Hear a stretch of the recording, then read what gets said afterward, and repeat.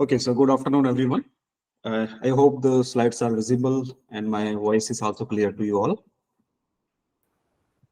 Yes, sir. Yes, sir. Okay, thank you very much.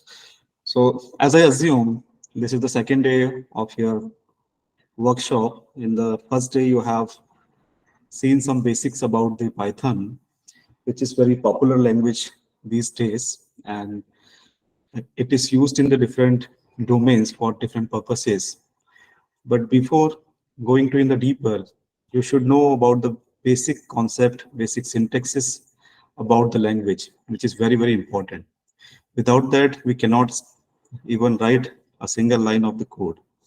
So here in these two sessions, I'm going to discuss functions, modules, and in the second one, string as well as the regular expressions, how they are important and how they can be used to create any of the application. The first session is talking about the function as well as the module. So the function comes from the group of statements or the group of codes. As you have seen in the previous or many other languages like C, C++, Java, all languages support the function concept, which provides the facility of code reusability. We can assume, if you have the larger code or hundreds or thousands lines of code, and you will write on a single program, that is very difficult to manage it. So manage in the sense of, suppose any of the error came, so how we can rectify the error? Because we have the number of lines are too much. So for that, what we can do, we can create the group of codes as known as the function. So I will demonstrate how we can create the functions, what are the syntaxes, and some of the examples we will see that is used to create the functions. But before that, I'm just writing a very simple program, which you can see here. Like I want to write some statements in the Python, like a very basic statement like you have seen, which is a print statement. And in that you can write any of the either message like hello, I have written here. So this is one line of code. So for printing this message hello on the screen, I'm using here this one print statement, which is also known as the function. So this function prints this message as well as if any of the values we are giving here with this particular statements that will be printed on the screen. Another functions, as I assume you have seen the input, which is mostly used to get any of the value from the user at the execution time. Like your program is running, and in the execution time you want to get any of the value in any variable. Suppose X is my variable. On that, I want a value. And for that value, I want to display a message also to the user, like please enter any value. So for that, how it will be execute, this message, please enter any value, will be available on your screen. And after that, the cursor will be blink. So where we can enter any of the value, like any numerical value we can give, we can put here any float value, any string value, any character value that will store in this variable X.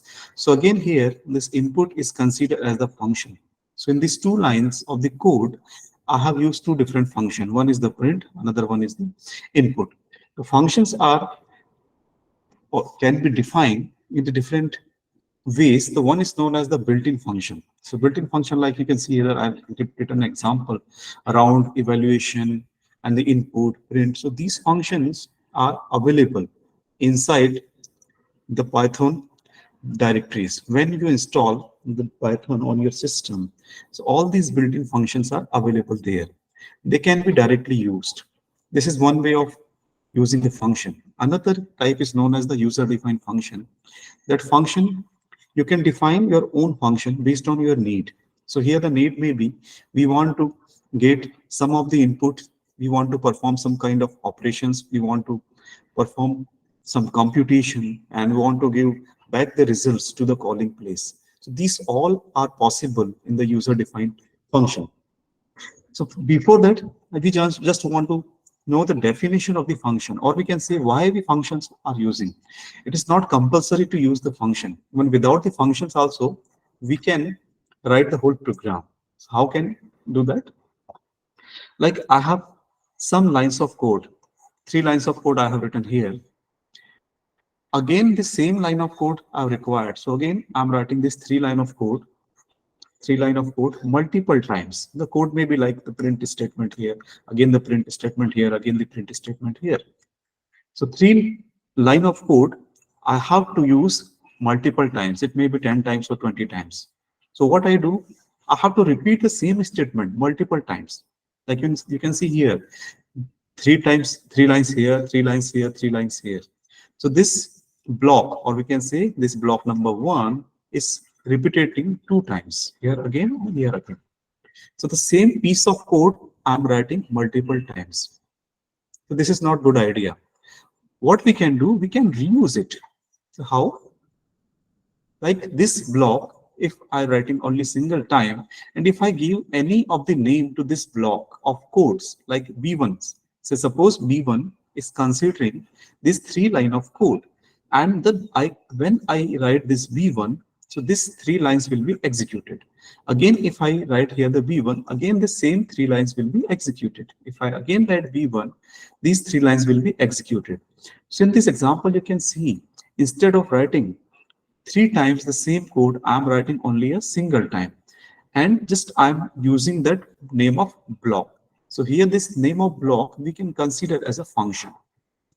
We can give any of the name to the function, which is the permissible identifier in Python. So as identifiers talk of, is the definition you have seen, the identifier identify the name of any variable, the name of any function, the name of any class. So like the function name is also considered as the identifier. So making any of the identifier, there are some rules. Rules like the name start always with the alphabets. It may be the combination of capital or small letters. It may be the combination of numbers as well as the alphabets, but the starting with the alphabets. So there are some rules that certain rules has to be followed while we are giving any of the name to the function. The first, a very important thing is what? Reusability. That means once we will write the code, and that can be used multiple times whenever required. And not only on the single file or single program, we can use this function to the multiple files as well as in the multiple program. So the first or very important advantage of any function is to the code reusability. Second advantage we can say is that reduce the complexity. So as I told you in the exact real example, like we have the thousands of lines of code in our one program. So like we have written the number of lines, and if any of the times some error occurs, so we have to debug from the line by line, where the error is coming, what is the reason for that. So debugging is again difficult. So the complexities can be reduced. Another example I can give here, just I can erase it. Like I want to make calculator. So the calculator is having various functions, like it performs the summation or addition of numbers. It may perform the subtraction of number. It may perform the multiplication. It may perform the division. It may perform the remainder and so on. So these are the basic operations I want to apply when creating a calculator. So for that, if I will not use the function, so what? The complexity will be increase. In what way? I write the code of piece of code or line of code for the addition operation, then for subtraction again, then for multiplication, division, and so on. So this is the mixture of the codes. Like some, even it is possible I'm using any variable like x and y, so that x and y variable may be used in the addition function, as well as that variable may be used for the subtraction task, that may be used for the multiplication and so on. So it is very difficult or complicated.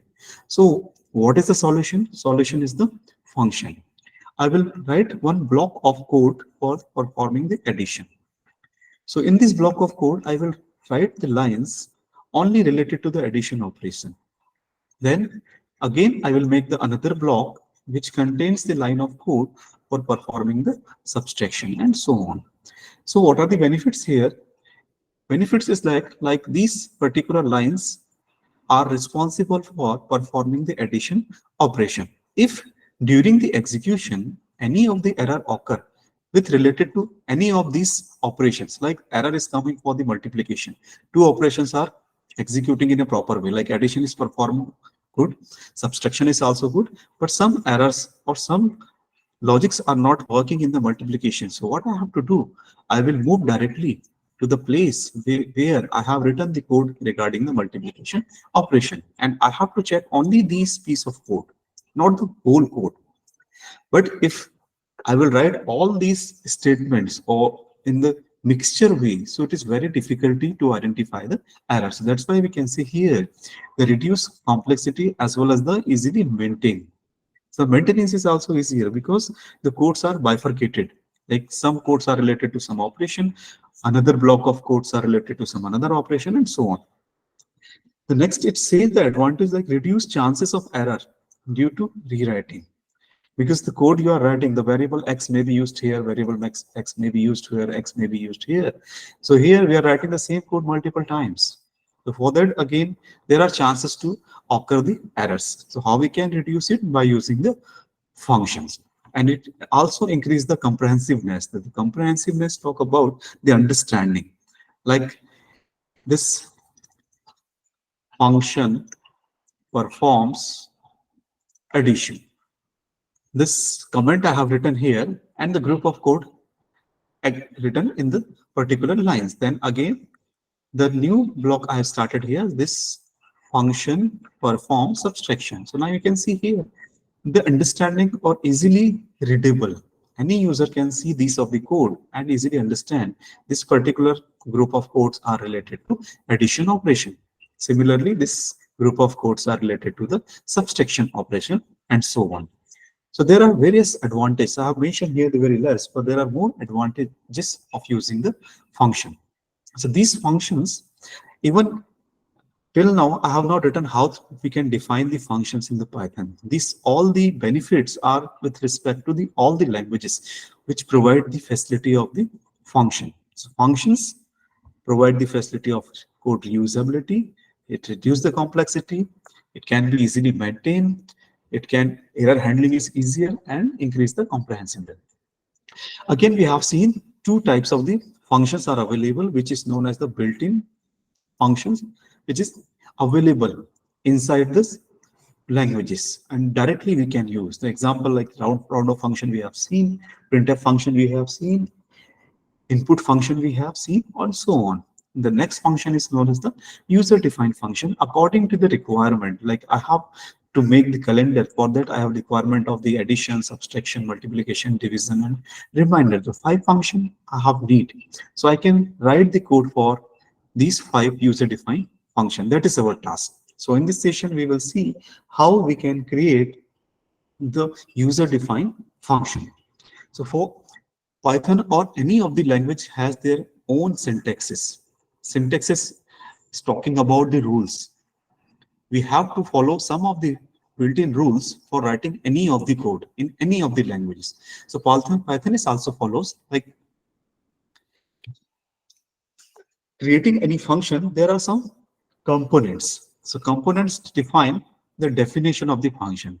Like how we can use any of the functions. So functions is having two things. One is the function definition. Definition is talking about the writing of code regarding a function, or we can see what work or what task has to be performed by this function, or also we can see the body of function in which we will write the group of lines, group of code to perform that particular operation. Second thing is known as this is the first one is the function definition. Second is known as the function calling. Function call. Even we have written the function. So how we can use it? By calling that particular function. As we have seen in the earlier example, like I want to use any of the function like x1 equals to, I want an absolute function which comes from the mathematical functions. Like in the absolute, I've given some values 3.14, and just I'm using the print statement for this x1. So here you can see ABS, this is one function.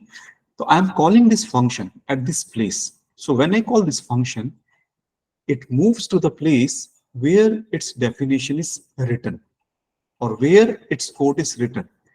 Like this is the place where the code for this absolute function is written. So the compiler move here. It will take what lines of code is written here that will be execute and again come back on the place from where it has been called.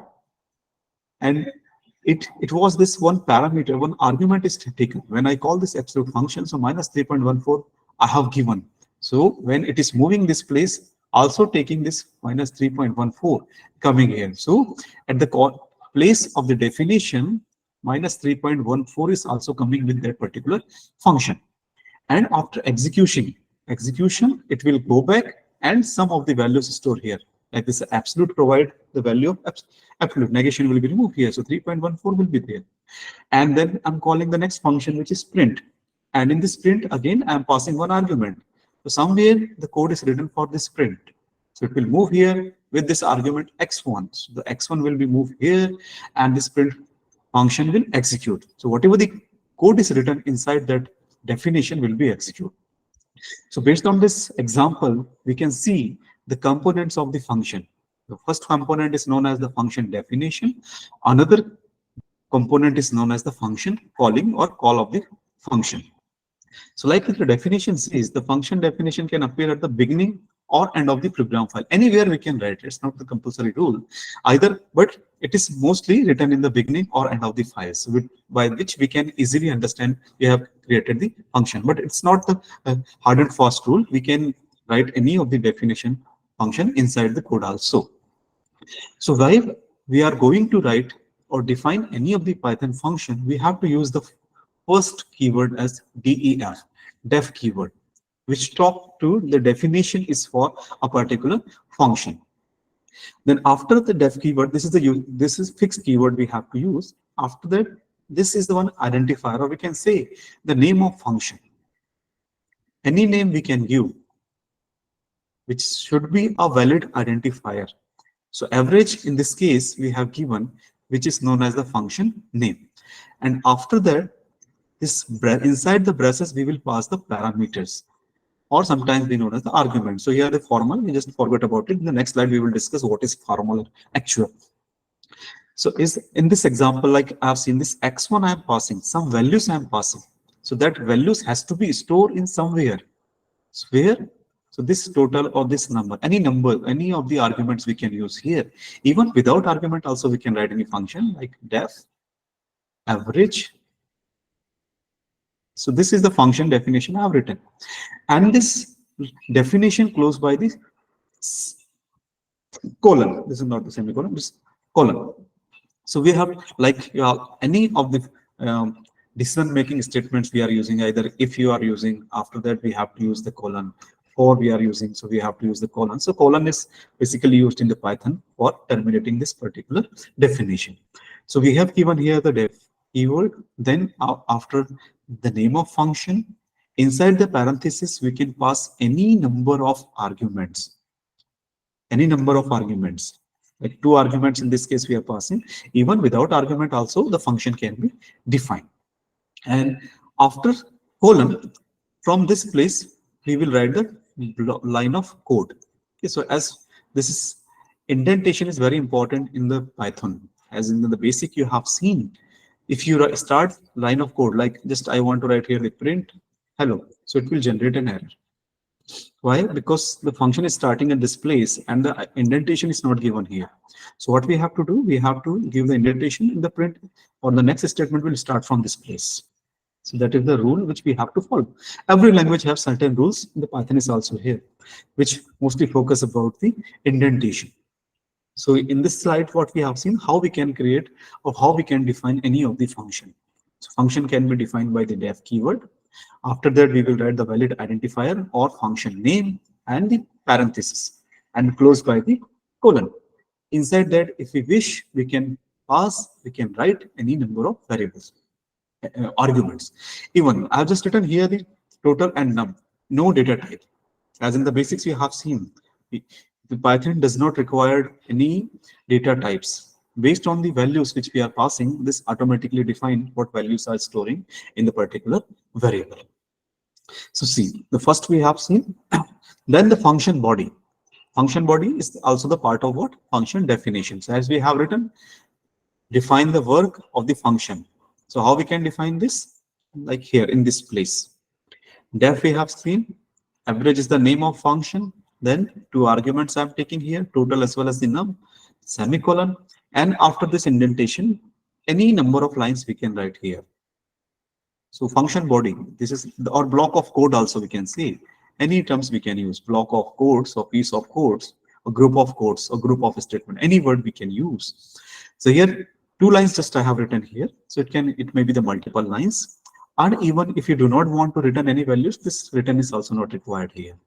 Like simple function if you want to create, so just def any function name like f1 function I have given here. I just want to print any of the message on the screen, so that hello world, like this. So this two lines of code will create a function with the name f1. Here, this is I highlighted, notice the indentation because this is important. If we do not give here the indentation, it will generate an error. So one thing we have seen when we talk about the function, so function is having two components. One is function definition and second one was the function call. So we have defined the function. Now the next thing is what? We have to call the function. So how we can call function? See, also calling as well as it is known as the invoking a function in the body of the main function. So here the main function means in your main program, you can call that function or you can use the functionality of that function. So see this example, how we can call or invoke any of the function. So like one function I have defined here with the keyword def, my function name, colon, and only single statement I have written here, hello from a function. And this calling is my function with the parenthesis is known as the function call. Because in this example, there is no argument. So you can see here, I'm not taking any of the variable. That means no argument. The same thing, blank argument I am passing here. So the function is calling in this place. So call or invocation of the function, argument must be correct order according to the function definition. If this is the case, but in this example, there is no case. That is not the case. But if we are getting any of the arguments, so in the correct order, we have to pass the values for that particular function. Functions can also call other function within the body. You see here this line. Function can also call other function within their body, which is also sometimes we can say the like that. How we can understand? See here, this function I have created my function, and I'm calling here the another function, which is also built-in function, print. So that will be the case of different one. Like two user-defined functions we have. One function f1, like I can create def, one function def2, f2. Two functions we have created, and some lines like I have written here, print hello and print hi. See here, both the functions I have written, one function this, the f1, second function this one. And inside one function, I can call the another function. Like f1, I can call in this place, see, indentation. Okay, so when this f2 will be used, or from any place you can call f2, like I'm calling here the f2, this function. So when this f2 function I will call, see, it will move to the definition of f2. So the definition of f2 is this one. And in this, the first line will be print hi. So hi will be printed on the screen. This is the output. And after executing this line, it will move to the next line. And the next line is what? Again, it is calling the f1 function. So it will search in the namespace where the f1 function is available. So you can move in this place. So it will again find the definition of f1 function. It will move here and print this statement hello. So the output would be like this. First hi, then hello. So the function can also call another function within their body. It means that like one function we are defining, inside that we can call any number of functions. Either it may be built-in function or it may be the user-defined function. Also, we have the option of nested function. One thing we have to discuss here, like both the examples we have seen, which was without argument. But suppose if we have the arguments, we want to call any of the function with passing some arguments. So that is also possible. Like def, I'm creating an f1 function, and inside that I want one argument. So here I have written one variable x. So whatever I will pass from the calling place, like I'm calling in this place, and I'm passing here this 10. So it will move to the definition of this function f1, and this 10 will be transferred and copied in this variable x. So when we will call this f1 function, this 10 come at the definition place. Now if I print here this variable x, so it will print the value of x is which is 10. So the output will be 10. So in this case, this is the definition of function, this is the calling of function, but with the argument. So in this example, I have given one argument. But if you want more arguments, you can give comma, like 10, comma 20. In this case, now two arguments we are passing. So we have to define here the two variables. So 10 will be copied in the first one, 20 will be copied in the second one, y. And if you want to print the x comma y here, so both the values will be printed like 10 comma 20. So function definition as well as calling, the two things we have seen. Third things we have seen, we can call any of the function inside the body of any function. Also, there is the concept of nested function. Nested means one inside the another one. Like one function we have defined and we are calling inside the another. So see one example. Def keyword, we have taken the function name is f1 and one argument I'm passing here the name, then terminating by colon. Inside this function, this is the one function. Inside that, I'm again creating inner function. This is the comment I have written here. So another function inside this one, def display underscore name. This is second function. So this function and the block of code is what? Just print hi and the variable's value. So when we will call the first function, like call outer function, this is one is the inner and this one is known as the outer. So in this way, again, we can create the third function. So any number of nested functions we can create. So nested means one function we have created. Inside that, another function we have created, another, and so on. So inside that one function, another function we are creating. This concept is known as the nested function. So how it execute? When we call the outer function, because first we have to call the outer function. Directly we cannot call this inner. So outer function, that it moves to this f1 place, and my argument value is what? Amit. So this Amit will be transferred to the variable name. And when we are moving in this place, so what will be execute here? Print hi name. So it will print the value of this. And if you want to call the inner function, this is the way. When we moving here, so display name function we are calling. So it will execute this single line. So the output I have also mentioned here, hi Amit. So now we are aware about the definition of function. That means how we can create the function.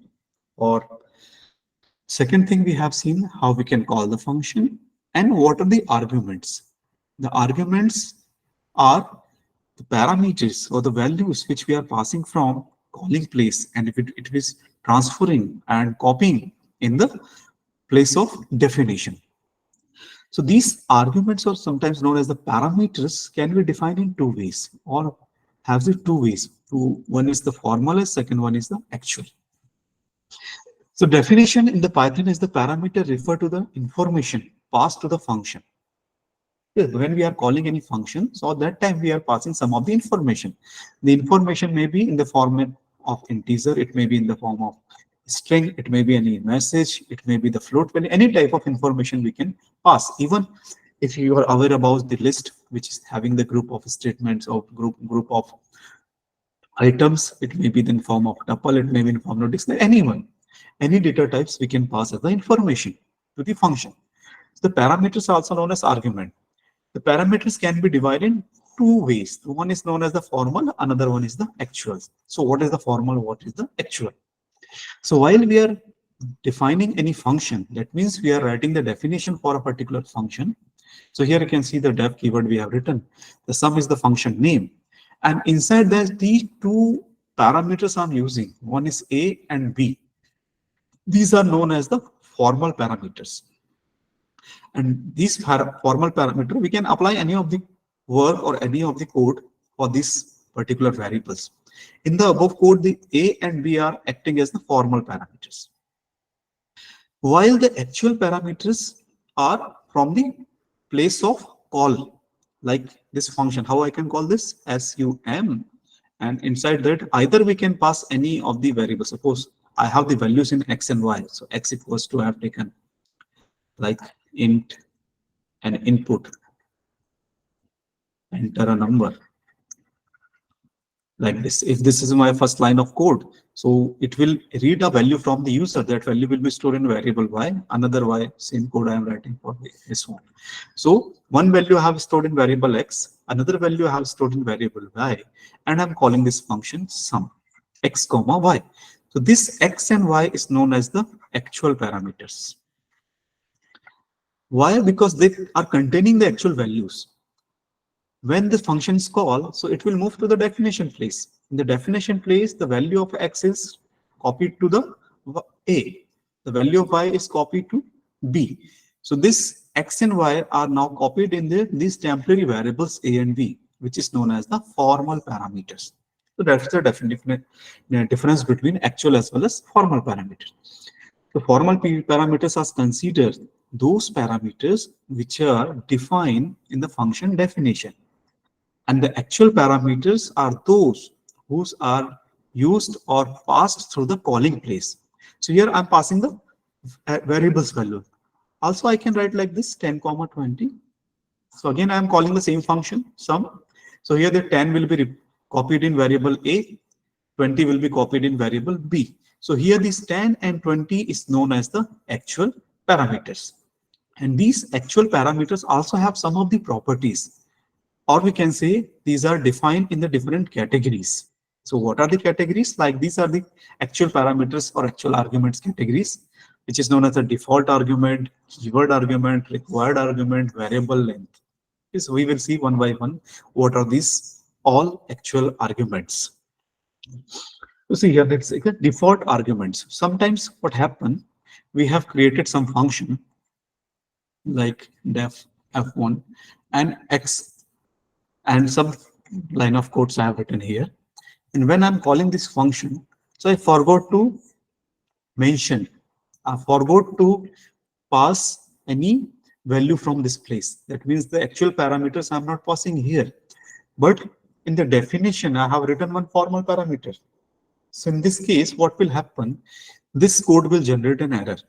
Why? Because here the formal parameters required one value and my function call does not have any of the arguments. So this is mismatching. If I pass any of the value from this place, so that the function will be executed. But if I missing means any of the reasons we will miss, either we do not have the value or we forget to pass from this place. So mismatch will be there. So it will generate an error. So for that, we have the solution, which is known as the default argument. If user is not able to pass the value or user forgot or user does not have any of the value, so the default value may be considered. So for that, the default argument can be created. So how? Function arguments can have default value. How? Passed using assignment operator. So we have to use the equal to symbol, like you can see in this example, this underscore percentage. This is my one of the parameter where I have given the default value 0. So you can pass any of the default value. For this simplicity, I'm taking the 0. But it's not compulsory we can pass the 0. Any value we can pass, or we can define any value as a default value. So in this case, if I call this function, like the function name is call total, if I call this like cal underscore total 5,000. So now you can see here, call underscore total 5,000 I'm passing. So I'm passing only single value, but my function needs two values. So this 5,000 I'm passing will be transferred to amount. And the second value which I have not given in the calling place. So by default, the this underscore percentage will be 0. So now this code will be executed. It will not generate any error. Why? Because this formal parameter, this percent is having a value, which is a default value. So and we have performed some of the operation. Any operation we can write amount is percent divided by 100 multiplication of amount and returning this amount. So any operation we can do. So the main reason of default argument is what? If the user is not passing any of the required argument, so the default value will be considered. And how we can define? Like equals to 0. So in this example, I have taken default value for the first parameter, second parameter, but you can take for the both variables also, like the definition, same function if you are writing cal total amount equals to like 100, the default value I have given here. The second variable I have this percentage equals to 0, like this. So now my both the variables, both the formal parameters is having the default value. If I just simply call this cal total without passing any of the values, so by default value will be this amount is also having the 100, this percent is also having the value. Based on that, we can perform any of the operation on these variables. That is the concept of default argument. Second is known as the keyword argument. If you have some function with many parameters, like sometimes we are creating any of the function which contain x, y, z, w, and so on. The number of parameters like 5, 6, 10, or 20 parameters we have. And we are passing the arguments from the calling place, like this. I'm calling and I'm passing some values to 30. So here there are chances to we miss some of the values because the number of parameters are too much, like 20 parameters. So we have to count here. We are passing 20 values. But which that's always we are passing for the numbers. So which number for this, which variable? It is very confusing. So for that we use the keyword argument.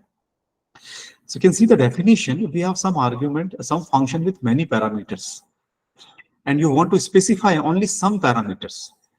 Specify means suppose this 20 I am passing first number, that has to be stored in the z. So the z equals to 20, like this. Similarly, w, in w that 500 or 50 has to be stored. So I'm specifying the values from the calling place for any of the formal parameters is known as the keyword argument. Then you can give values for such parameter by naming them. You can see this, naming them. This is called the keyword argument. Even the first thing is what? We have here the 20 formal parameters and we are passing here the 20 values, so that 20 will be stored into 20. But the system is what? The first value will be stored in the first variable. Second value will be stored in the second one. Third in the third one. So we have to match this. But this is the confusing when we have the large number of formal and actual parameters. So what we can do, we can pass any of the values with specific variable name. So the variable name, if we are considering while passing any value, is known as the keyword argument. We use the name instead of position. Here, this second point. We can use the name instead of the position. So here the position doesn't matter because, as I told, if we are not giving the name, so the first will be transferred to the first one. But in the F1, suppose I have the S1 variable, so I can give here the 20. So wherever the S1, like S1 is the 20th position, so this S1 will be stored in the S1. Then suppose X I have written hundreds, in the first position, the X will be moved to the X1. So the positions are not important in this case. Why? Because we are passing here the names. So names are important. So in the function calling place, we are transferring or we are passing the values with the name of the variables is known as the keyword argument. This has two advantages. What are that? One, using the function is easier since we do not need to worry about the order of the argument. As I told you, if we are not using the keyword argument, so what we have to do, we have to pass the number of arguments with the matching positions. Like first will be stored in the first, second will be stored in the second, and so on. But we are using the keyword argument, so positions, it doesn't matter. We can pass any values first, any values second, any values third. And if you have the, we can combine here with the default values also. Suppose z equals to have written here a 20 and we are not passing any value for the z, so the 20 will be considered.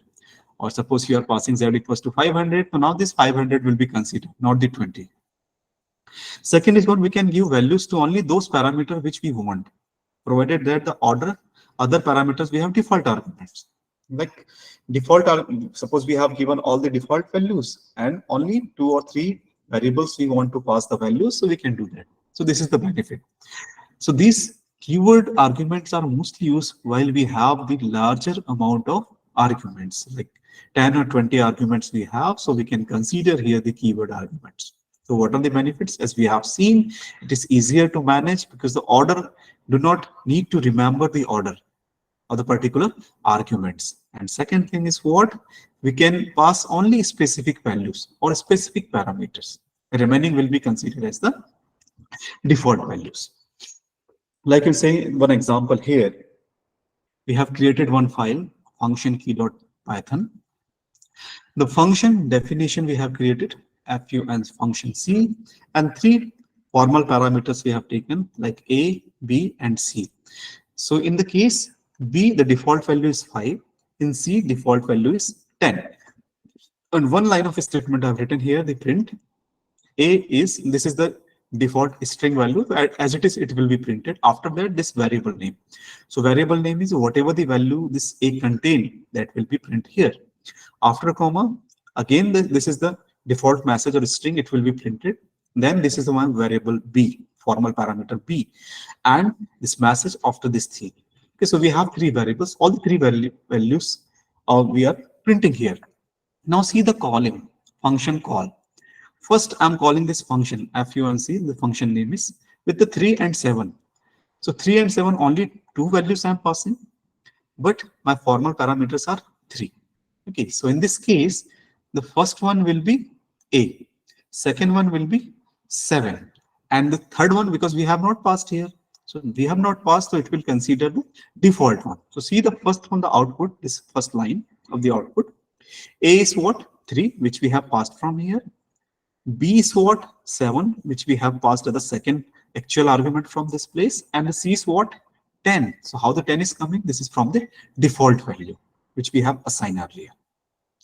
Second calling, you can see here, this 25, comma, C equals to 24. So we are using here the keyword argument. This is the keyword argument. So by the name of variable, we are specifying this value. So 24 has to be transferred to C. So in this case, this C value is 24, and the first 25 will be in the variable A.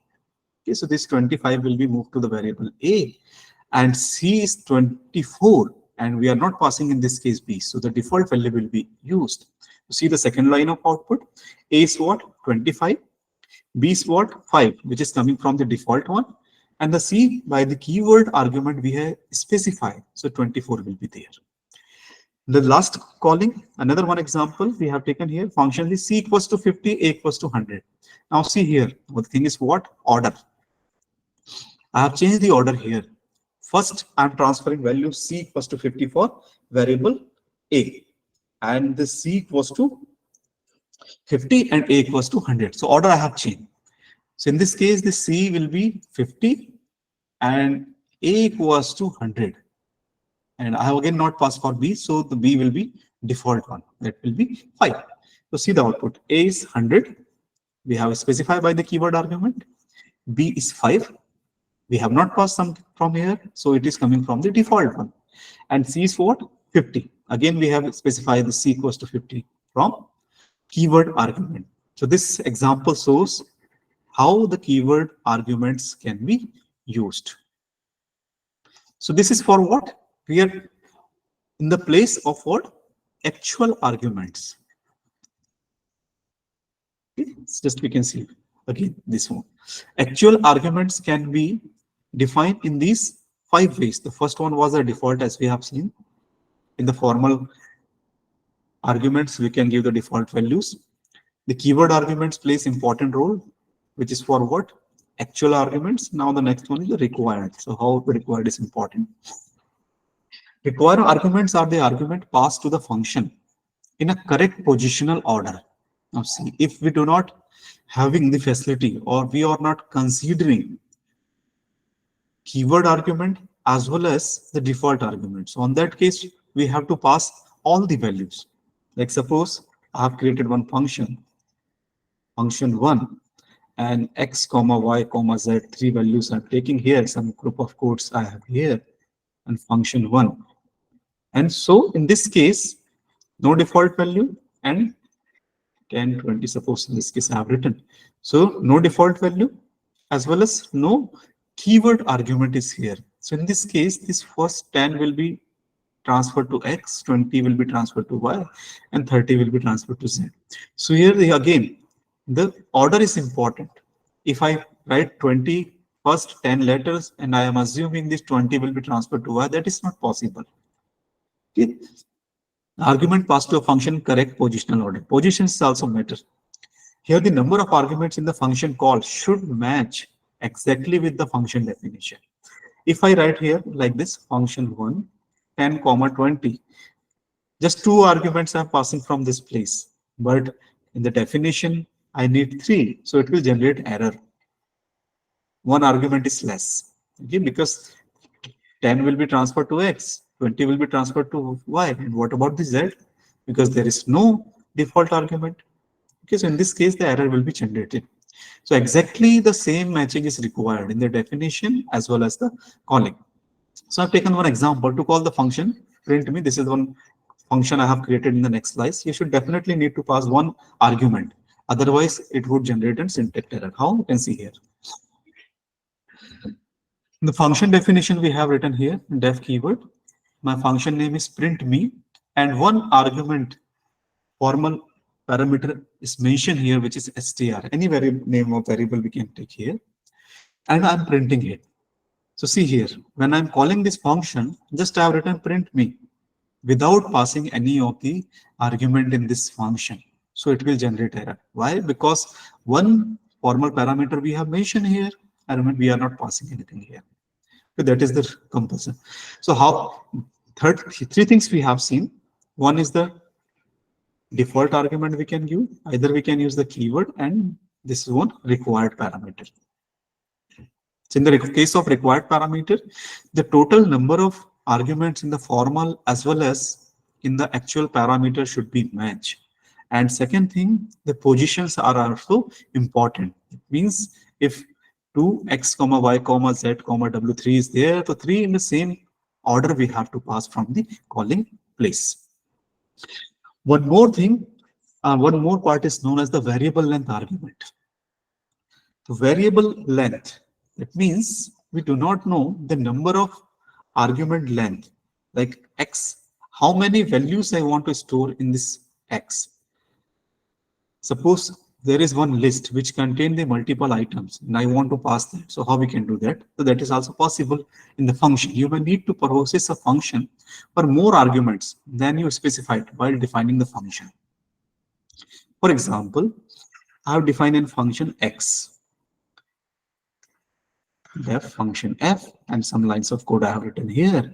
When I'm calling this function, so I'm writing like this 10, 20, 30, 50. Now see, now imagine I have written only one variable here, and in this case I am passing the four different values. So what will be the case? This first value will be stored in the x. What about this 20? What about the 30? What about the 50? So this value will not be stored somewhere else. So for that we use the variable length argument. That means this x may be capable to store all of these values. So these arguments known as the variable length and not named in the function definition. Like I have not given here only just one, I have given the x name. So x will be what? 10, and remaining, what about this? So no name is given in the function definition, unlike required and default argument. Okay, so but we can take these values and we can store somewhere. You see the slide. So for the variable length argument, we use the asterisk symbol, star symbol. And how we can use that? So we can write here in front of the variable name like this. An asterisk symbol is placed before the variable name that will hold the values of non-keyword variable arguments.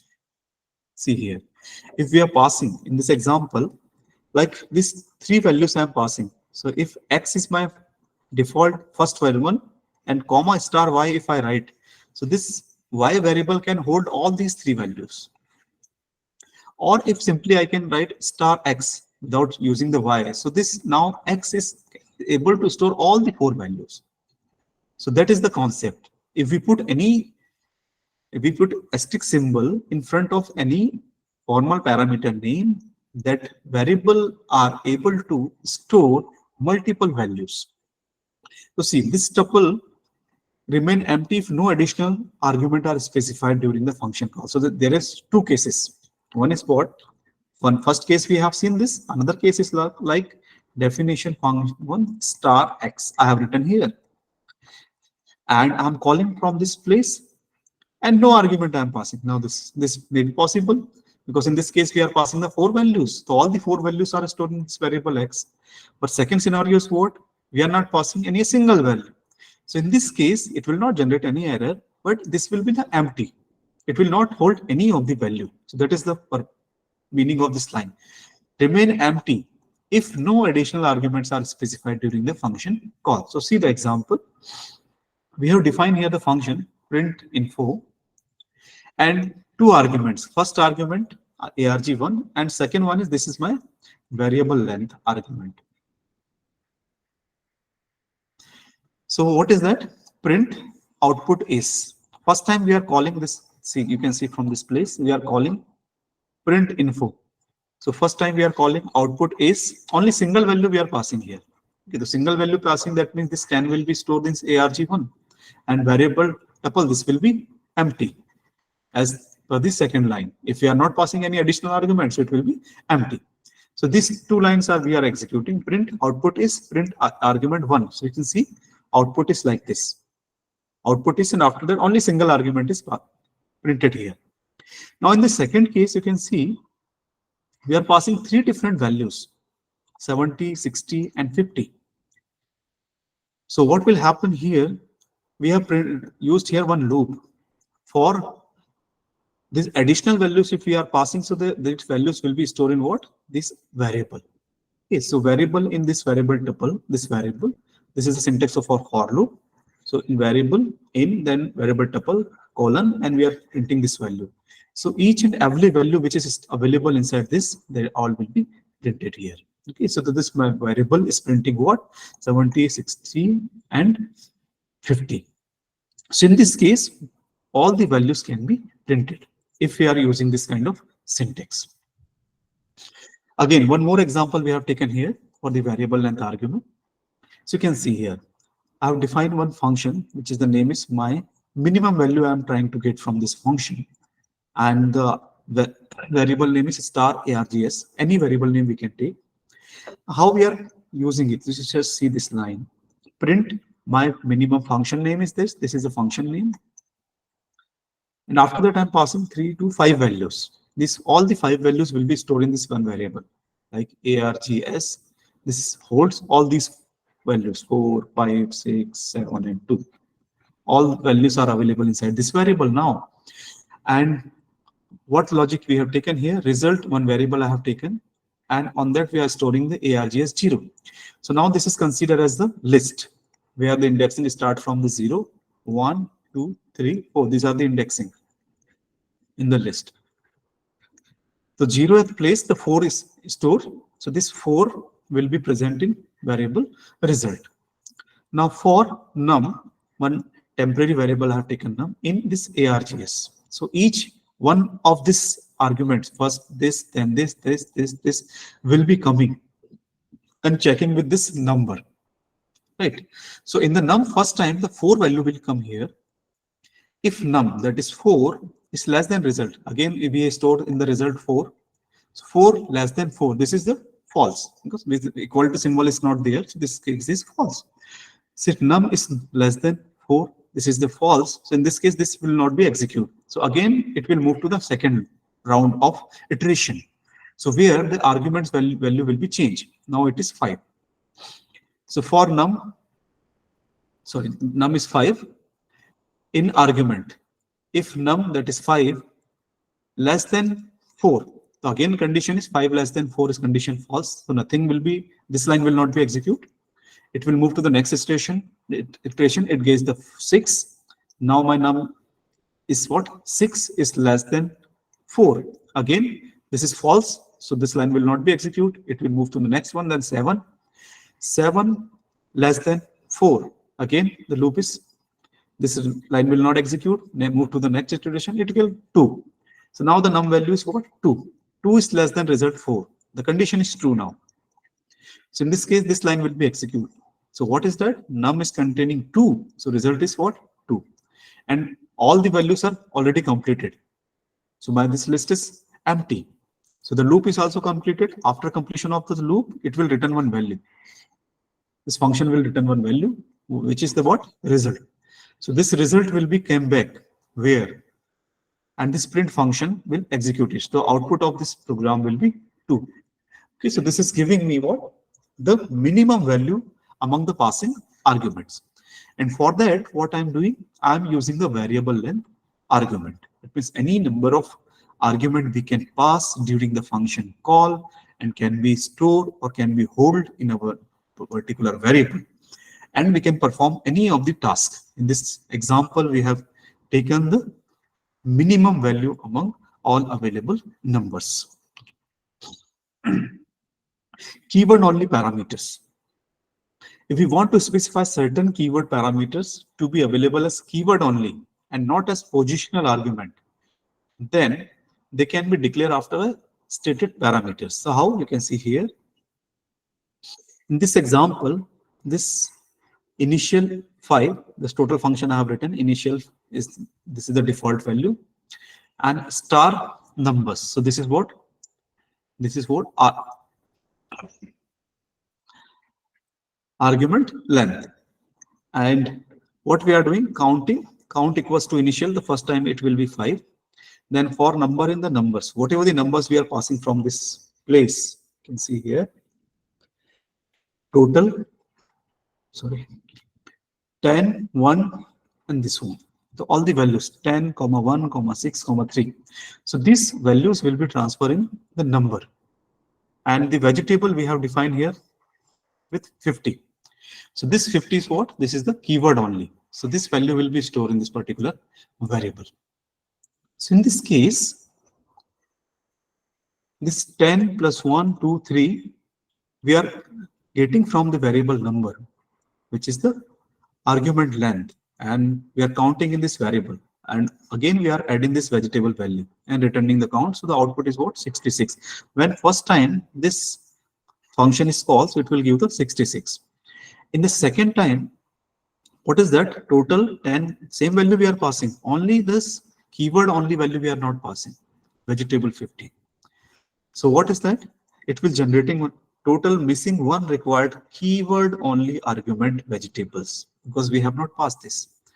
So what we can say, what we can conclude by this example, if we want any keyword only parameters, so that will come after the argument length variable. Like default value we have used, then this all the variable length argument we have used. After that, we can define any of the variables. So that variable has to be passed through the keyword only fashion. If we are missing it, so it will generate an error. Now, one thing I have not discussed here, which is the return keyword. So this is very easier. If we want to return any of the value from this function, so we can do that by the return keyword. So just return count, so that the return is coming from the place where this function has been called. Then the variables can be defined inside the variables, like def f1 function we have created here, some x are taken, some values here taken. Then another function, suppose f2, again I'm using the x variable, some lines of code here. So see in this example, f1 also containing the variable x, x2 is also containing the variable x, or even if I'm calling this function f1, from where also I can give the value of x equals to some numbers, and I'm passing from this place. So in the whole program, the same variable I'm using the multiple places. That is possible. But the scope of this particular variable is different. So how the scope is defined, like this x is having the scope inside this function only. Outside this function, this x does not have any of this scope. That means it cannot be accessed outside this function. Similarly, this second x we have defined, it has the scope inside this function f2 only. It cannot be accessed outside the particular function. So variables are valid only within the function in which they are declared or initialized, as I told. Like x I have defined, or even p equals to 1, 2, 3. Suppose this variable I have taken here, I'm printing the value of this p. So it will print 1, 2, 3. But if I print this variable p here, so it will generate error. Why? Because this p is not defined inside this function 2. This is the variable of function 1. So its scope is not in for the F2, only for F1. So this is known as the variable scope. The scope of the variable is local. In this case, the local variable is right here. It is possible to have two variables named the same within one source file. Like I have to give the example, this variable x, 1, 2, and 3 times I'm using the same variable in the same file, same program, but it's had the different scopes. They will be different variables if they are in the different functions. And they could be different data types as well. Also, it is possible, like I'm using in this place x, I can store as a string here, I can store as a list here, I can store as a string. So that is also possible. The lifetime of the function is the time throughout which it remain active. Okay, it is talking about the variable. So when this particular variable will be expire. So whenever this f1 function in the execution, this variable will be available. And after completion of the execution, its life will be destroyed. This variable is not available. Lifetime function within a variable is as long as the function executes. Okay. So whenever the function is executing, up to that function will be live, and same time the variable will also be available there. So here we can say the scope by this example, like this x we are using, x has a scope only in this function, calcitex, like the calcitex we have taken. So x variable I have defined here, x variable I have defined here, and returning x. Now, after or beyond this particular function, if I want to use this x in this second function, it will not available here.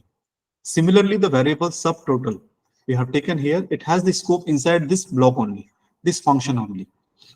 The units, first total, and this total, these variables have the scope inside this function only. If I try to use the variable x here, if I try to use the function subtotal here, it is not possible. It will generate error. But sometimes these variables can be defined in two ways. One is known as the local variable, one is known as the global variable. So as we have seen in all these three examples, this x, this subtotal, and in the previous one also, these all are the local variables which have the scope inside that particular function.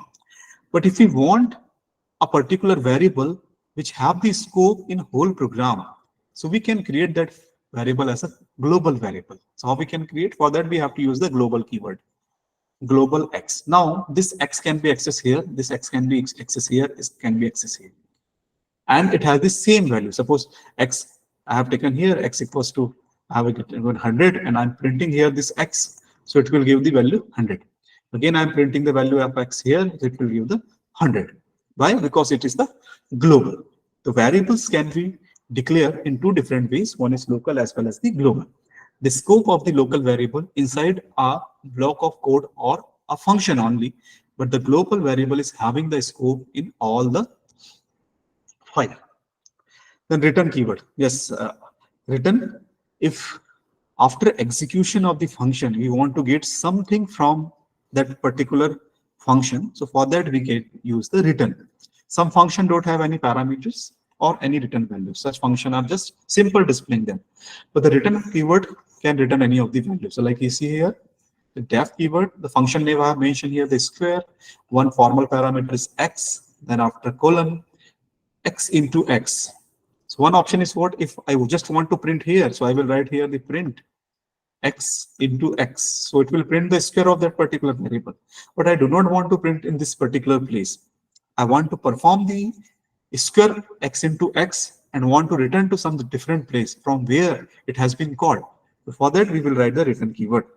So return x into x, it will come. This is the calling place. You can see here, we have called this function. So square function name, and this is my argument. Some values it have, my num, or even simply you can pass here the 2. So 2 will be moved in this x, 2 into 2, 4. And that 4 come, and we can store in some of the variables. So this output contains the value. This is one way. Or simply, if you do not want to store in any variable, so we can use here the print square 2 like this. So that it will give the same result like this. Print on that square. I'm calling this function with the parameter 2. The 2 will be moved to this place and it will multiply by the same value and return. And after returning, it will be printed on the screen. Same time, if you want to store in any of the variable for further use, that is possible. You see some of the examples I've mentioned here. Definition function x and return 5 into x. So we are just, whatever the value we are passing, suppose 3 I'm passing, to multiply by 3, it will return and print. So you can see the output also 5. I'm passing 5, multiply by 5, so it will return 25, 9 into 5, so 45, this one. Another example you can see here, one function we have created, definition add, two values we are passing, one is x and y. So this is add 5 and 4. So 5 will be transferred to x, 4 will be transferred to y. And in the result, what we are doing, x plus y, addition of these two, storing in variable and returning this particular variable. So this result will be come back in the variable output, and I'm printing here. So the output is something like this, 5 and 4. So the 5 plus 4, which will be 9. Returning more than one value. This is the facility available in the Python only. Other languages do not provide this facility. Like one function you have and you want to return some of the values. So single value can be written. Even in the C, C++ or Java we have seen, the function can return a single value. But the Python is having the functionality that can return more than one value.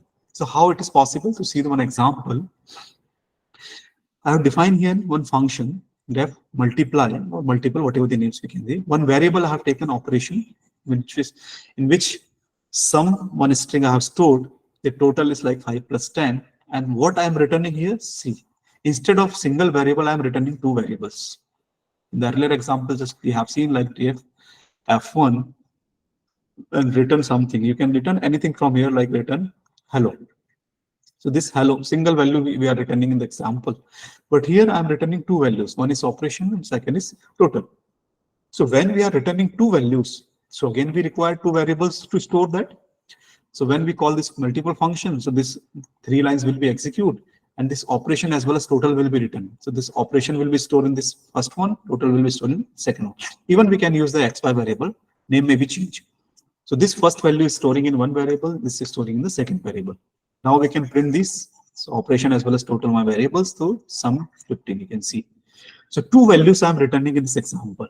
In the earlier one we have seen one value return, here we are returning two values. Functions can also return more than one values as list. So in the previous one, just we have seen two values are returning in two different variables. Instead of two different variables, we can create a list. List is the group of elements, group of items. So see the same example like this. The way is just I have changed here. This symbol is used for the list. So in the form of list, I am returning here. In the earlier one, how we return? Like this, return operation, comma total. So two different variables we have written. So for that, we require two different variables. But now in this case, instead of two variables, I have combined these two variables inside the list. So operation as total and it returns. So again, we can store in a single value, single variable. And this variable is what? List. If you want to check this list or not, so you can use the type. As you have seen in the basic one, type of these values. So it will display what is that list. Similarly, we can get as a dictionary also. Again, this is one data type. So instead of taking in the multiple variables in the list, or we can take the values in the dictionary as well. So everything is same here. The returning way will be dictionary. So like that, values equals to dictionary. This is the function to create a dictionary. We have created one dictionary, and on that dictionary works on the key value pair. Key value pair. So the one operation is considered as the key, and the second total may be what? This value. So here we have defined two values inside that. One is operation equals to sum, total equals to 5 plus 10, and we are returning a single value here. So again, the single value we have stored. When we are printing here, to see this one, operation colon sum. This one first. This is key, and its value is sum. Total is key. This is 15 is value. So key value format, and the dictionaries are enclosed inside the curly braces. So the function can return multiple values in different ways. What are the ways? Either single value can be written, either in the pair, means multiple values can be written, either in can be a list format, either in can be in the form of dictionary. Functions modifying parameters. So as in we have seen in the C and C++ languages, the functions can be called by using values as well as the reference. In the same way, we have the option here. The function either can be called by the values or called by the reference. So here you can see this example shows by the passing parameters by value. So here we are passing values, not the reference. Reference is considered as the address of that particular variable. So one function we have defined here x, and we are just adding 100 on that and printing it. So see this code, how it is executing. X equals to 100 we have defined. And this line will be execute first, print before function call the value of x. Before function call the values of x is what? 100. So this line is executed. Then we have called this function x. So x is what? 100 we are passing from here. So this 100 will be moved here. So 100, which we are adding in the x. So 100, now it is 200. Print inside function call the value of x is 200. So see here, inside function call value of x is 200. And when this function came back written in this place, again the print statement here, after function call, we are printing the value of x. So now what is it is 100. So this 100, original value of x is 100. Like earlier we have seen the scope of variable. This x is having the scope inside this block only. This x is having the scope inside this place only. So here, why we are calling, we are passing only the values, not the reference. That's why the value of this particular x is not changing. Even we can change here the y and y, so it doesn't matter here. But this x is containing the same value as earlier 100, and after calling the function, it has the value 100. But if we will use through the reference, this value will be changed. Now see the example. There is one more example where argument is being passed by reference by addresses. So we have written definition function x, and we are using some different ways. Like see here, x equals to a and p. So this x is what? This is the list. In the list, two elements I have stored. One is a and one is p. And the first line will be executed this one. Second line is like this: print before function call the value of x. Print function call before. Okay. What was that? A and p, because we have stored this. Now we are calling third one function call x. So x means this particular list will be transferred to this place x. So which contain a and p, two elements. Now one function we are applying here, append. So append function is used to add some of the values and any of the value in that particular variable, particular list. So x is my list which contains two values a comma b, and I am adding in the last. So the b is adding here. So now my list is a, p, and b, all three values. And print inside function call the value of x is what? A, p, b. You can see here. Inside function call the function values a, p, and b. Now the function came back. So now fourth line will be execute the print after function call. What is the value of x? So you can see here after function call the value of x is the new value, not the earlier one. In the previous example, the x was 100, and here after function call it was 100. But here previous to call the function is value a and p, and after calling the function the values are a, p, and b. So which is the referencing. So what we are doing here, we are using this x as a list. So instead of passing the values, we are passing x. Earlier 100 is passed from this place to this place. Now this x contains a comma p. So a and p are not passing there. We are just passing this reference of x. Address of x is this place. And we are adding some values here, this b. So that's why this b will be reflecting on the both places. This is known as the reference. Passing list in function. Even in the Python functions, we can pass a complete list. List means the group of elements like this, which contains any of the values like a numerical value, float values, a string value, character values. So that is also possible to pass in our function. So how it will do? You can see here, we have created one function, definition my function, and one argument I have taken as a food. And how it will work? So the program execution will start from this place. Fruit is my variable, which contains these three elements, or three values. This fruit is what? This is the list which is containing apple, banana, and cherry. So this, and my function call is this one, my function, and on that I'm passing. As we have seen the previous example, we are not passing apple, banana, cherry. We are just passing this fruit. The reference will be passed here. So this food contained in this all fruit. It transferred to food, and by the loop X for loop, I have printed all the values. So for X, this is temporary variable. In this food, I'm printing one by one. So you can see here, apple, banana, cherry. All the three values are printed. So based on that, it says that we can pass any number of arguments, as well as even you can pass the group of elements in form of list to the Python. Python provides one important function which is known as the anonymous function, or sometimes we can say the lambda function. This lambda function is the simplest or easiest way of writing some simplest code. How it is? It is for the smaller codes. If you have one or two line of code, simply you just want a single statement. So for that we can create the function. And here the thing is what? We do not provide the name. In the all earlier examples we have seen with the def keyword, what we are doing, we are writing a name of function. But the lambda, we do not write the name of function. Even we do not use the def keyword. See, these functions are called anonymous because they are not declared in the standard manner using the def keyword. So we will not use the def keyword. We will not give any of the name. Lambda forms get any number of argument, even numbers of argument we can pass, but return just one value.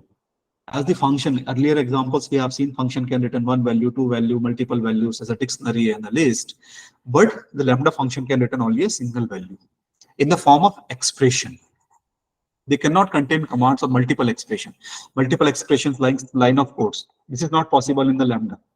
Just single lines of code can be available. Lambda functions have their own local namespaces, cannot access variable other than the parameters. So see the example. This first example is the simplest one. Like we have seen the earlier general manner, def keyword, then function name is add function, and two arguments we are passing A and B and returning the A plus B.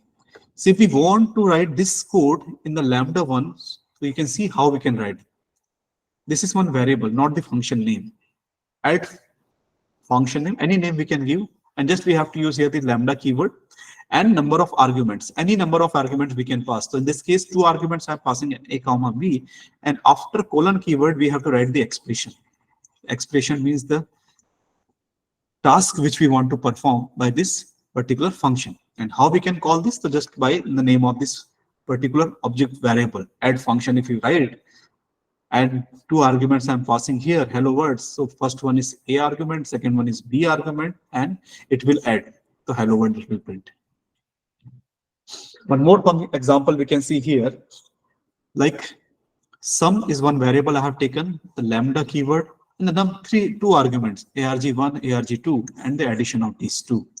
So how we can use this? By this name of this variable, like sum we are using, and even we can pass any number of arguments here. The simplest form if you want, so we can write like sum, okay, instead of x equals to lambda and colon, just print. If this is the simplest example of lambda function. So just this statement I have given here, no arguments I'm passing. On whenever, if I write here the print simply x, so this will call to this function and it will move and print this one. The simplest way of defining lambda function is this way. So as of now, we have seen here the functions. If you have any of the questions in the function, you can ask. After that, we will move to the second part, which is the modules.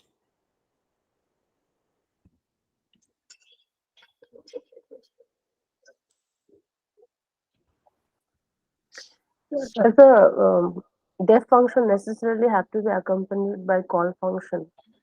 Sorry, can you talk a little louder? Uh, I wanted to ask, does a def function have to be necessarily accompanied by a call function? No, it's not compulsion. If you have defined any of the function, if you are not calling, doesn't matter. Uh, and so one more thing before you proceed further regarding this Python. I have a little exposure to art. So how similar and different are these coding thing Python and R? Can you So, briefly? yeah, for the coding, if you are, uh, you know basics about the any of the programming like C, C++, or any other languages, so you can easily start the coding in the Python. Thing is what in the languages mostly the syntaxes are changed. Logic are always same. Uh, Some new syntaxes are there, but the logic will be definitely same. Like the for loop, we are writing in three different ways in the all languages, but the concept of for what it does, what it performs, is similar in all languages. So uh, logic you have to understand, or if you are comfortable in any of the language, so you can understand or you can learn new languages very no, easily. I have a little exposure to R, so I was Okay, so finding. R is yeah, Python is very similar to R, Yeah, most of the places. that's Yes, why yes. I could understood because Python I've never done. It was my Yeah, no, first no, no. You can subject. easily do because most of So the things in the R or Python are very, very yeah, similar. I could correlate something which I got it Yeah, yeah, R. everything you can correlate. Everything you can. Just few things are newer, but most of the things are in the similar in R. The way of writing may be changed. Okay, one more thing, sir. Regarding the coding thing, now we are not programmers actually. We are to social science. I am from especially from social science. Okay, I'm okay. doing research. So coding as such, like writing the commands, you said Yes, something yes, about the built-in, and then you have to write your code like specific if you want to have some specific yes. function to do. So it's Mm-hmm. not possible to because yesterday we had our first session in Python. So Mm-hmm. even he was a very seasoned, experienced professor. So Mm-hmm. even when he was giving some commands, he was also getting some syntax error or Mm-hmm. error of a kind. So those who are beginners have Mm-hmm. absolute no knowledge about the such Mm-hmm. kind of programming languages. So Mm-hmm. what is the easiest way to tackle this problem of coding and giving the right command and Yes, yes. avoiding this kind of syntax as much as possible? Yes, yes. So though in the any of the language, like if you're talking about the Python, so there is the help function for each and every and the documentation. Acha, acha. Just like R. In Yes, R it's also like we have this in the help R function. also we write the help in the braces Uh-huh. we write the particular function name, so it gives the all the documentation. What is the purpose? What are the syntaxes? And even the examples also give the R language. Similarly, the Python is also give. You just write the help inside that whatever the modules, whatever the functions you want, so it will give the errors. I will demonstrate even Acha, any of the yeah, functions, so you can learn from there. in the second half, you will be doing hands-on Python software, or are we having hands-on training in Python in the second session? In No, first, no, I have given the different topics. So hands-on is not available here. But whatever the things acha, I am giving, even the slides I can share. So all the programs are executed. Just you have to install the Python. Even you are not installing. So internet on the net, you can go on the Google and just write the Python interpreter. So there are a lot of online interpreter or interfaces where you just type one or two lines of the command that will be executed, which is very easier. So no need to install anything on your systems. yesterday I installed it in Python, Yeah, that is also good. 3.1. Yeah, Okay, so but 3.1. initially, even you have seen in these 30 slides, even I'm just whatever I'm writing in the 2 or 3 lines. So very simplest codes I am writing. Complex codes I am not given here because I know all are the beginners for the program, this Python. So doing this, like one last question Hmm. regarding this all programming languages, and what is the actual difference between like MS Excel is actually a software, not a programming language, right? Yes. So it's a software versus like SPSS, SAS, or Stata, right? These are Yes. all what? These are all or softwares, or these are all what do you call this? Programming languages? No, they are No. not, right? Yes. No, Joe, like in which we can write the commands, we can create our own task that is known Ah, as the programming, and okay. the like which have the specific functionalities Which which are do not. already built in there. Which are Yes, already built in there. already These are available. We cannot do new things on that.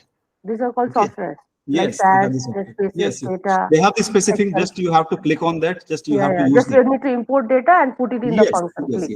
yes, So, but yes. unlike that, R and Python we can build in our own code, right? Your own, based on your need, based on your requirement. So, does coding help? Does who have an exposure who have done a course in coding? Does that Yes. help a lot in when they're dealing with these programming languages like Python and R? Yeah, because if we have some basic about this, so we can write any simpler as well as the complex code, and we can create any of the softwares. So the softwares are created by the programming languages only. Any of the softwares which we are using in this world, they are following or they are written in any of the programming language. So it's become a little bit, we are researchers, so we have to deal with our own research topic in hand. the econometrics I and the agree. statistical tools and techniques. I Now, agree. when we are keeping that aside, now when we have to deal with this kind of programming languages, No, no, no, no, no. there is Yeah, no, no, no, no. No. yeah, I don't. Yes, yes. Even, I, even I agree. I fully agree to that point that these Yes, are yes. I'm agreed. I'm we are 100% reducing agreed. our time, but at the same time we have to chalk out some time alada separately to learn this new code thing and how to work and all this thing, right? No, the thing, yes, I'm 100% agree because we do not require these all things. Okay, so as the Mm-hmm. researcher, whatever the things is required for you, you just have to Uh-huh. learn this. So No is need there to any go specific into code. online programming, like online courses where Hmm. we can get an exposure, like how Yeah, yeah, to? definitely, definitely. But if you want to learn something new, so you have to go with the basics. No? And in the researchers, we only use the specific tools. Even I Uh-huh. am doing the research, I do not use this, but as a computer science people, I have to teach to my students. So that's why I am learning all these things and teaching. Okay, you're from the computer science department, Yes, no? yes, I'm computer Okay, science. okay. Okay, thank you so much, sir. This was Okay, very thank you. So we continue with the next one.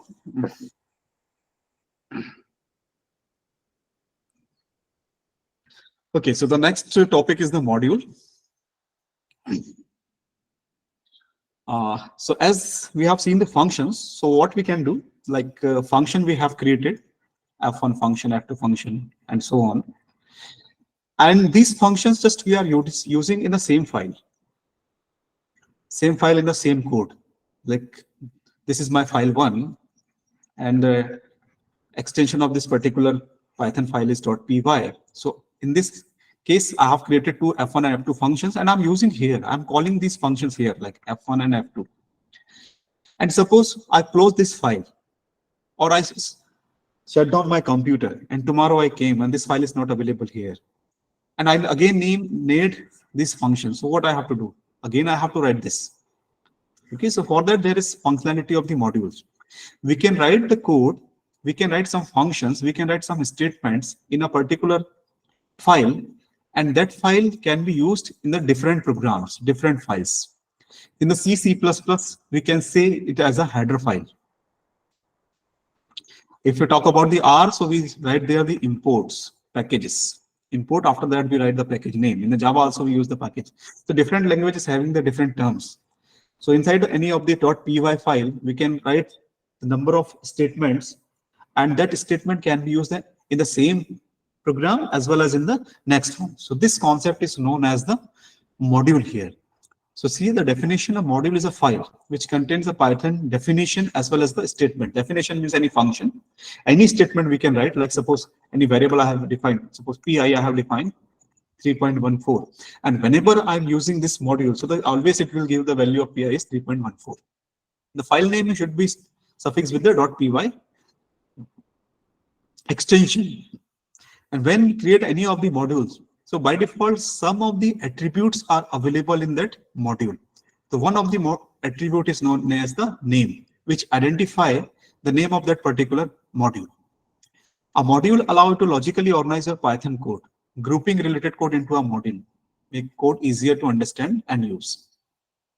So like I can give an example like mathematics. Suppose math related some activities are there. So activity is something we can say sine cos values we can take, we can square root values we can take, minimum maximum values we can take. So this kind of mathematical operations or options I have. So I have grouped inside one file and I have given the name as math.py.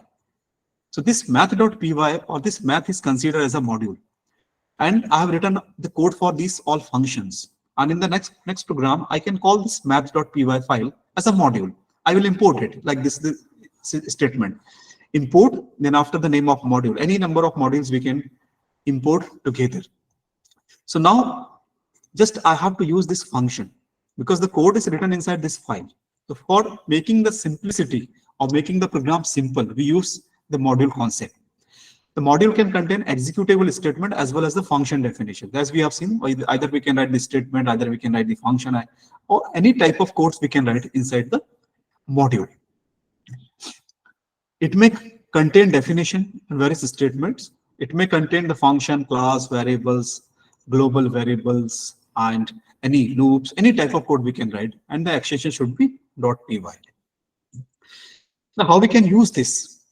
So suppose we have created one module and we want to use in our program. So the statement is import. We have to first line is imported. So when you call this module inside your program, now all the functionalities which is available inside this file are available at this place, which is known as the loading of the module. So module has been loaded here, module loaded, and whatever the functionalities it has, functionalities means the statements, it has the definitions, they all come here and directly we can use here. So see the print, the command line arguments are, for I have taken here system.arguments. So whatever the arguments it's having, they all will be printed here. Let's see the examples. The Python path, in which location it is available, what are the files is there. So everything will be available here. And we can print it by this function. Like this is my module name. Inside that path variable, we have stored that. The statement or the module can be imported in two ways. The import statement can be executed in two ways. One is known as the direct import, and second one is known from import. So direct import means all of the functionalities and whatever we have written, they all will be come together or load together at once.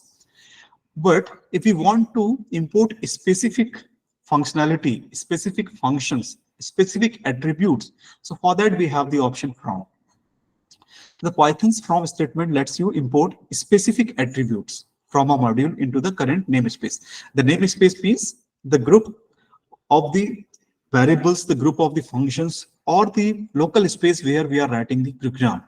And its syntax works like from the triple dot says the module name. After that, import what you want to import here. So like from module name, we have given import name one, like the function one, function two, and the any attributes. So see one example we have written here. From sys import argv. So only this particular statement or this particular attribute argv is imported in this example. But in the earlier one, we have just imported sys, the complete things. So like argv is also there, the path is there, and any other variables which is inside that, they all will be available here. But in this case, only the specific attribute is argv is imported in our namespace.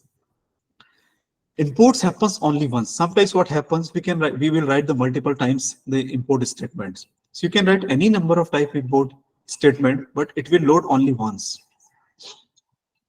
Modules are only loaded once and run the first import.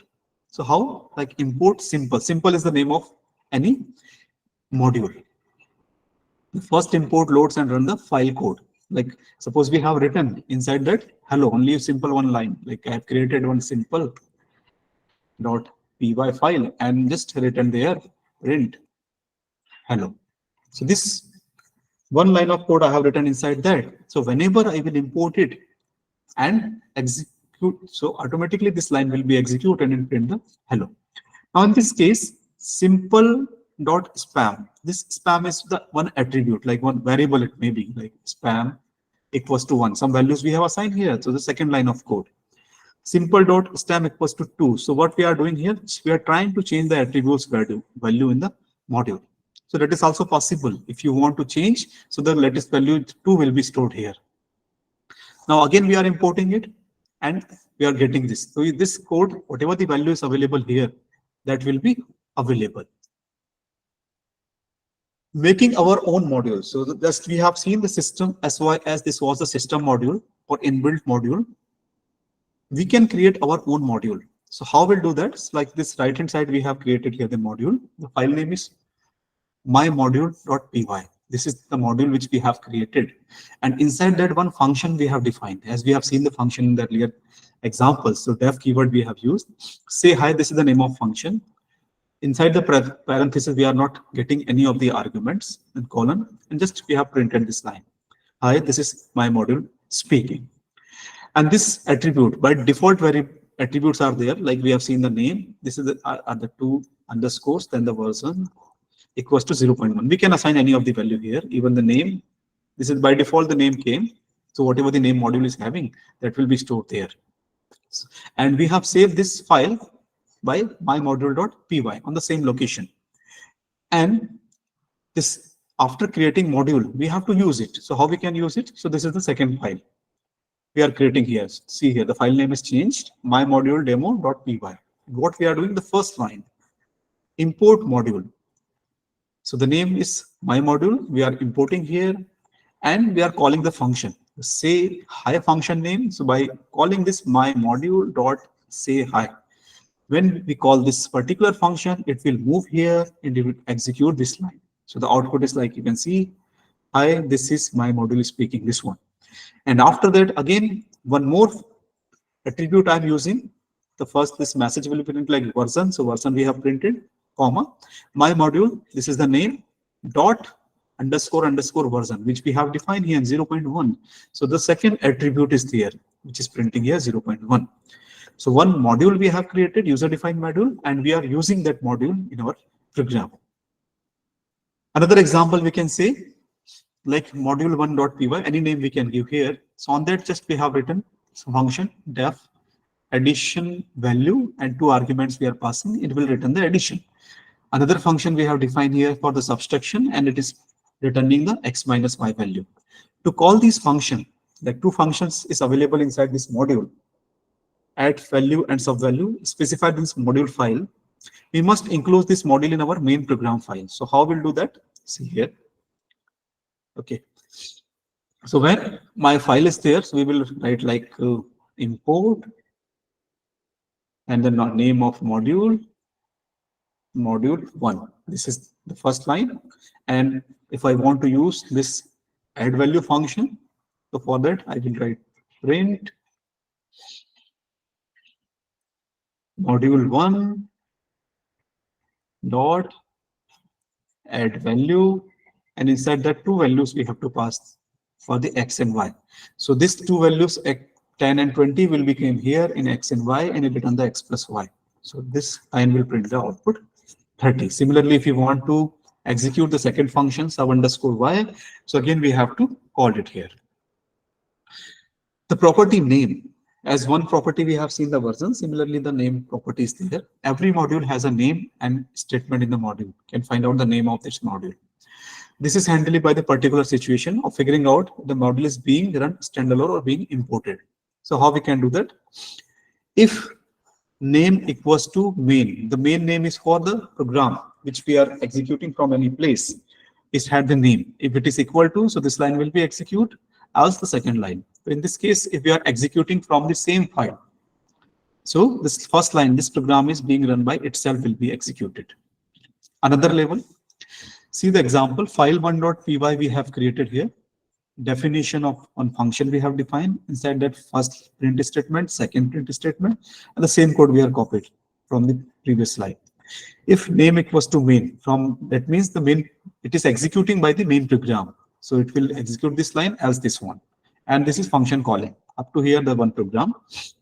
So see the output, we are executing through this from Python 1.py. This file we are executing. So firstly, function 1 in 1.py. So when this function is called, it will move here. This first line will be printed. Function C in 1.py. This line is printed. After the second line, top level in 1.py. This is printed. And name equals to main, because we are executing this particular function from the same file. We are not importing any module here. Same file we are executing. That's why one py is being run directly. This one. This is one case up to here. Now see the second case in the second file. What we are doing, we are importing this module here in this file. So that's why we have written import 1. 1 is the name of this module 1. And the first line of a statement is print top level in 2.py. So see here, top level 2.py. First line, this is executed. Then we are calling what? 1.func. One is what? My module name, which I have imported here. Function C, which is stored inside this particular file or module. So it is moving here if name equals to main, because now in this case, it is not executing from the main file. It is executing from the another file. That's why this 2py is being run directly is not executing. It is moving to the else part. So this line 2.py is being imported another module. This line is executing from here. Okay. One more thing is here, byte compiled. So as we have seen, the modules are mostly stored in the .py file. But it takes time, because when we are importing any of the module in our program, so it we have it's this modules.py file. So this py file is converted to the bytecode. So bytecode is the converted form, which is known as the machine language code, and that is importing in our programs. So importing a module is relatively costly. How it is costly? Because I told you the py is converted to the bytecode. The Python does tricky to make the faster. So this taking time, we can reduce this time. So how? One way is to create byte compiled file, and its extension is .py. So even the system, like you are calling any of the modules, so the py is converting to the bytecode file in the .py and then you are able to execute this module in your program. So if we want to reduce this step, that's also possible. So we can convert this file to py earlier, and then we can use it. So this py file is useful when you import the module next time from the different program. Like once first time we have written one module .py, and we have used in any of the file by using the import statement. So this module py is already converted to module.pyc. So now that we have the pyc file, and next time if you are importing in any of the other file, so the pyc file will be moved here instead of directly py file. So it reduces our time for processing. From import statement, one more thing is here. In the earlier examples, any of the attribute or all the attributes we have imported in our program, it is also possible to import all names from the module. For example, in this program, you can see add value, sub value, two functions I have written inside the module. So when I call this module, so either I can call this or import add value, either I can import the sub value. Or if I want to import all of them, so we have to use this syntax. From whatever the module name you have, then import and the star, string. Star is used to call or import all of the attributes available inside this module. This provides an easy way to import all the items from a module into the current namespace. However, this statement should be used sparingly, because either if you miss this line and just we can write here the import module name. So in this case also the all the attributes are imported. Now, what are the difference between the direct import as well as the from import statement? Imports gives a name that refer to the whole module object. We must go through the module name as its attribute. Like as in examples we have seen, I was imported like import module 1, and when I'm calling any of the function of that, so print, I'm using this name module 1 dot function add, and I was passing this value like this. So I have to use the name of that particular module every time if I have imported from this one. From import copies names from one file over the another scope. Also, it allows you to copy name directly to the script without module name. So like if we have taken from module 1, import this function add like this. See here. So in this case, I have imported this particular function addition from this module. And if I want to use it, so how can I use the print? Just directly I will write the function add with these two values. That is the difference. If we have imported any of the attribute by using the from import statement, we do not have to give the name of that particular module. But if we import from the direct one, so we have to give the name of module. This is the difference in these two statements. Although both these statements are doing the same work. To see here the some of the examples, like module1.py, and one function we have defined here, the printer, and this is printing the value of x. So the import statement, how we'll do? Import module1, then module1.printer we have to use in this case, because this we have imported through the name of module. Now in the second example, from statement. So from module 1 import printer. So this printer is a function name. So function name I have used here. So directly we can call function name here. So in this case, I'm not writing the name of this module here. As in the earlier one, we have to write the name. In this case, the star means all one is coming here. So similar to this one, import star, so printer, as well as if in this case only the one example is here. If again we have the def P2 function, so again you can use here the directly P2 functions. So any functions come here. There is an option for renaming a module. Like module we have, and we want to give a alias name. Any of the name you want to give, so we can do that. So for that we have known as the renaming a module. And the keyword is used as. So import the name of module as the new name. Any name we can give here. Like see the example, import module 1 as mm. Short name I have given here. So whenever I need to call any of the attribute, I will just use this mm instead of this module 1. If I'm not renaming it, I have to use here the module 1 dot sub module 1 dot adds value, but I have renamed this, or I have given the alias name here. So mm dot this function's name I can use here. There is one directory function which tells us about how many files or how many attributes are available inside a particular module. This built-in function is used to find out which name module defines. For example, this is a mathematics related module which provide the functionality of this math. So print dir, this math function we are using, and passing the math here. So what it will do, it will print all the types of name or attributes available inside this. So you can see this is the longer list. I have just written here a simpler one.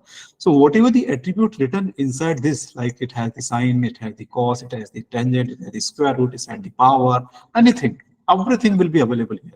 Something like the help. Even you can write like help of any of the module you can take in this way. So it will give that all the details about it. But the help will give the documentation as well. Means if there is a sign function, so what the sign function do, what are the syntax, what we have to pass, how to call it, everything is written in the help.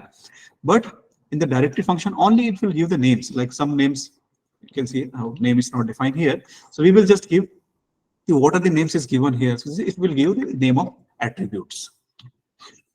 There are some built-in modules, like OS module, which is related to the operating system. So like you want to perform operations of creating a folder, deleting folder, fetching some content, directories, everything. So for that, we can use the OS module. System module also is there, which is related to the Python runtime environment. Math module, I've told you the example. Statistics module is also there, collection module, random modules, a lot of modules are there. Can use. So how can we use? I've given some of the example. So the maths module, import just math. This is the module is already exist, built-in module we have to use here. So how we can use here like this, math.log. So in this case, I'm using this math. Why? Because I have not renamed it. If I rename it like import math sm, short name, any name you can give. So in that case, I have to just give m.log, any value like this. So short name also we can give on. But if you do not want to give any name, so that you can directly call by this particular name. Similarly, the math exponential, power, ceiling, flooring, there are a lot of functions we can use by using particular this module. Another module we have the date time, which is related to functionality of date and time. So from date time import, only specific date functionality or date attribute I have taken here. So one variable I have created today, date.today. So it will store the today's date. The today is like what will the date is today. So it will print. Either you can print here the today. So it will give all these things together like 18, 9, 2023. But specific attributes I'm taking here. So here, so it is printing 2023, month it is printing, date is printing like this. Similarly, the date time modules, directly I'm using this module date time from timestamp. So any numbers we are giving by this, it will converting to the timestamp.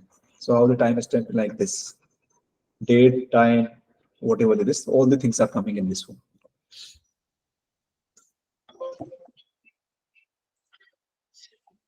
Okay, so this is from my side in these two sessions. Here we have seen first one is the function, second topic was the modules. If again you have any questions, so we can discuss here. The next session will be start on the 5 o'clock.